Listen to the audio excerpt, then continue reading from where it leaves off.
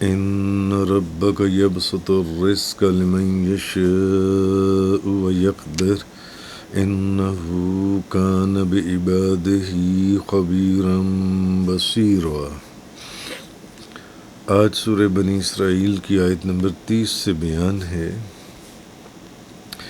ان ربک یبسط الرزق لمن یشاء ویقدر، بے شک آپ کا رب جس کے لیے چاہے رزق وسیع کرتا ہے اور جس کے لیے چاہے تنگ کر دیتا ہے۔ انہو کان بعبادہ خبیرا بصیرا، بے شک وہ اپنے بندوں کی بہت خبر رکھنے والا اور بہت دیکھنے والا ہے۔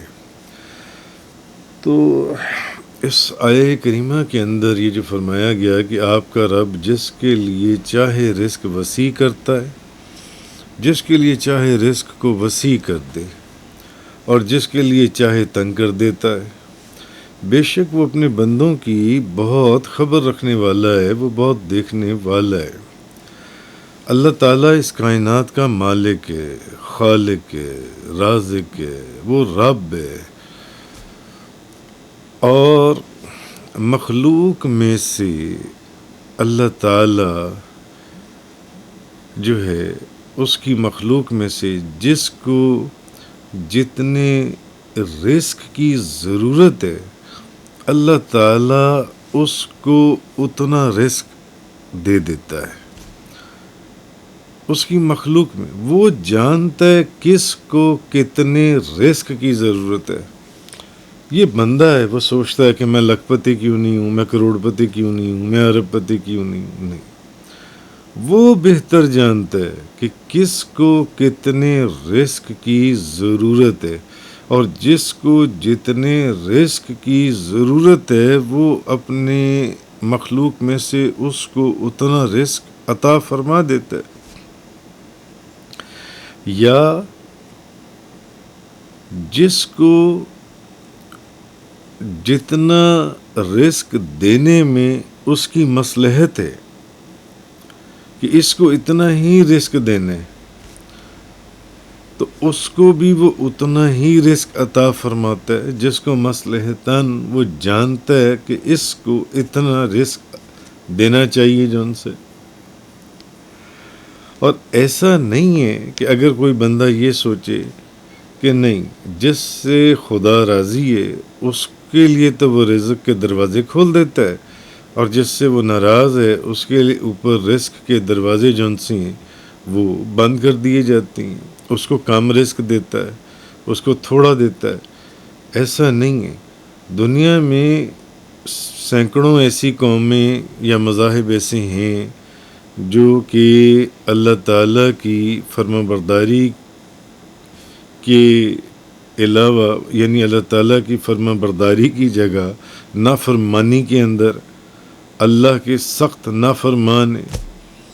تو کیا ان سے اللہ راضی ہے جو اللہ کے احکامات کے نافرمان ہیں، یا اللہ کا انکار کرتے ہیں، یا اللہ کے علاوہ دوسروں کو پوچھتے اور ان کی عبادت کرتے ہیں اور اللہ کا شریک ٹھہراتے ہیں؟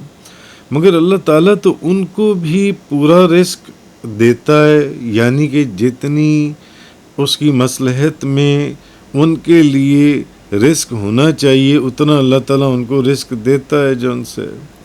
وہ جانتا ہے کہ اس کو اتنے رزق کی ضرورت ہے۔ اس میں یہ چیز نہیں ہے کہ یہ بندہ اس کا محبوب بندہ ہے تو اس کو تو رزق دینا ہے، اور یہ بندہ جون سا ہے یہ اللہ کا نافرمان ہے، فرما بردار نہیں ہے، تو اس کو رزق نہیں دینا، نہیں، بلکہ کافروں کے لیے بھی اس کے رزق کے دروازے کھلے ہوئے ہیں، اور وہ ان کو بھی رزق جون سا ہے دے رہے جون سا ہے۔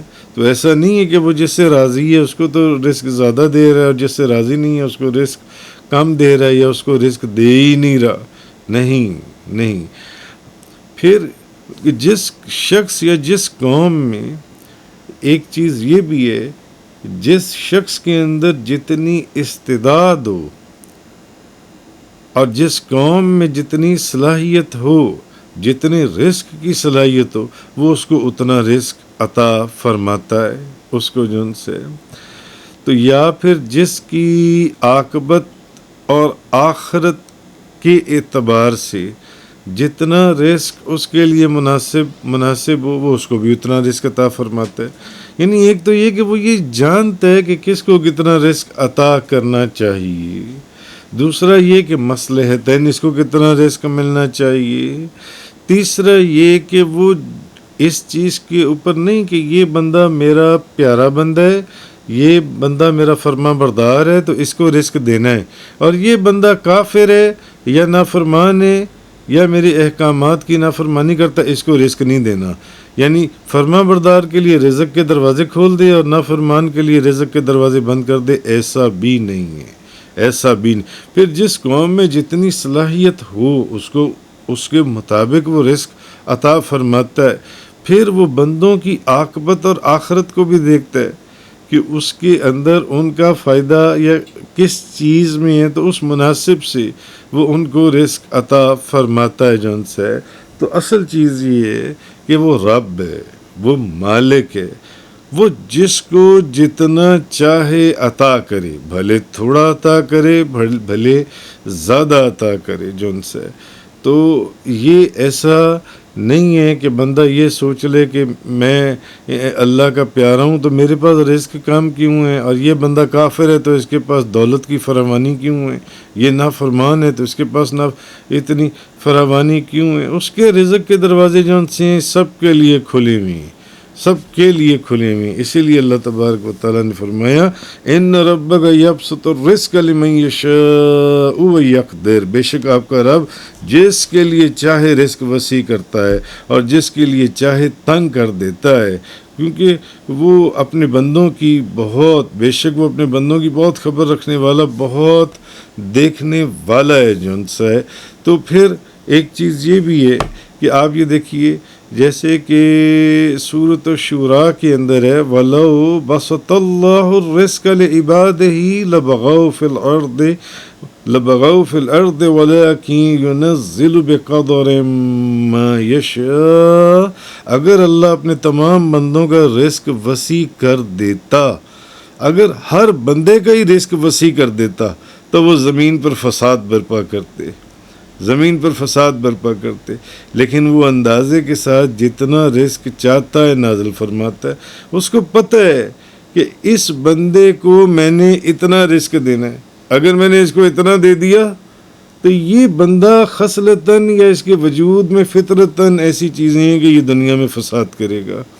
اس لیے اس کا رزق اس نے اتنا ہی رکھا ہے جن سے. تو جس کو جتنے رزق کی ضرورت ہے وہ زیادہ وہ جانتا ہے کہ اس کو کتنے رزق کی ضرورت ہے. اس لیے سورۃ الشورى کی آیت نمبر 27 میں فرمایا کہ اگر اللہ اپنے تمام بندوں کا رزق وسیع کر دیتا تو وہ زمین پر فساد برپا کر دیتے، لیکن وہ اندازے کے ساتھ جتنا رزق چاہتا ہے نازل کرتا ہے. تو بہرحال اگر پچھلے دنوں سورہ بنی اسرائیل کی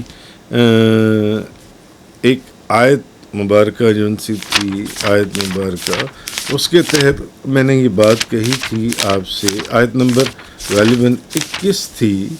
انظر کیف فضلنا بعضهم علی بعض، آپ دیکھیے ہم نے کس طرح ان کے بعضوں کو بعض پر فضیلت دی ہے. یہ آیت نمبر 21 کے اندر اس کی تفسیر کے بیان میں نے عرض کیا تھا انظر کیف فضلنا بعضهم علی بعض، آپ دیکھیے ہم نے کس طرح ان کے بعضوں کو بعض پر فضیلت دی ہے. وَلَلْآخِرَةُ أَكْبَرُ دَرَجَاتٍ وَأَكْبَرُ تَفْضِيلًا، اور آخرت کے بہت بڑے درجات ہیں اور اس کی فضیلت بھی بہت بڑی ہے، اس کی فضیلت جنسی ہے. تو کہنے کا مقصد یہ ہے، سوچنے کی بات یہ ہے کہ اگر سارے باورچی ہوتے، سارے ایک برابر ہوتے، سارے باورچی ہوتے تو کھانے یا پکوانے والا کون ہوتا؟ اگر سارے باورچی ہوتے تو کھانے والا کون ہوتا؟ اور ان باورچیوں سے پکوانے والا کون ہوتا؟ ساری باورچی ہیں. اور اگر سارے کھانے والے ہوتے یا پکوانے والے ہوتے، باورچی کوئی نہ ہوتا، تو پھر پکانے والا کون ہوتا جو ان سے ہے؟ تو اگر سارے کانسٹیبل یا سپاہی ہوتے تو پولیس کا نظام چلانے والا کون ہوتا؟ سارے فوجی اگر سپاہی ہوتے تو فوج کو کمانڈ کرنے والا کون ہوتا؟ اس کا سپہ سالار کون ہوتا؟ تو اصل چیز یہ ہے کہ مال اور دولت، بھلے وہ رزق ہے، مال ہے، دولت ہے، منصب ہے، مقام ہے، عقل ہے اور فہم ہے، کسی کو زیادہ عقل دی ہے، کسی کو تھوڑی عقل دی ہے، ہر بندہ اپنی اس عقل کے حساب سے دنیا کے اندر اپنے مقام اور مرتبے کو لے کے چل رہا ہے. کسی کو زیادہ منصب دی ہے، کسی کو کم منصب دی ہے. اگر ساروں کو چیئرمین کی سیٹ پر بٹھا دیا جاتا تو باہر گیٹ کے اوپر بیٹھنے والا کون ہوتا؟ چوکی دار کون ہوتا؟ اس کو سنبھالنے والا کون ہوتا جون سے؟ تو کہنے کا مطلب یہ ہے کہ زیادہ مال والا کم والے کو، بلند منصب والا کم منصب، زیادہ عقل والا کم عقل والے کو، تاکہ اپنا ماتحت بنایا جا سکے، اپنا ماتحت بنایا جا سکے. تو یہ اگر سب لوگ ایک درجے کے ہوتے تو اس کائنات کا نظام ہی نہیں چل سکتا. جیسے میں نے آپ کو مثال دی، اگر سارے باورچی ہوتے تو کھانے اور پکوانے والا کون ہوتا؟ اور اگر سارے کھانے اور پکوانے والے ہوتے تو باورچی کون ہوتا؟ اگر سارے سپاہی ہوتے تو پولیس کا نظام چلانے والا کون ہوتا؟ اگر سارے سپاہی ہوتے تو فوج کا نظام کون چلاتا؟ فوج کا سپہ سالار کون ہوتا؟ اس لیے سب کو ایک جیسا نہیں رکھا. کوئی اس بلڈنگ کا چوکیدار ہے، کوئی اس کا باورچی ہے، کوئی اس کا مالک ہے. ہر ایک نظام ہے جس کے تحت اس کائنات کا نظام چل رہا ہے. تو یہاں اب آگے آ کر اس آیت نمبر 30 کے اندر یہ جو چیز میں نے آپ کو بیان کی کہ رزق جون سے اس کو بھی انہی وجوہات کی بنا کے اوپر مصلحتاً اس نے کسی کے لیے اتنا رکھا، کسی کے لیے اتنا رکھا، کسی کے لیے اس نے اتنا رزق رکھا. جو میں نے ساری باتیں آپ کے سامنے بیان کی. وآخر الدعوانا ان الحمد للہ رب العالمین. تفسیر قرآن کا یہ لیکچر انگلش میں سننے کے لیے براہ کرم ڈسکرپشن میں موجود لنک پر کلک کریں.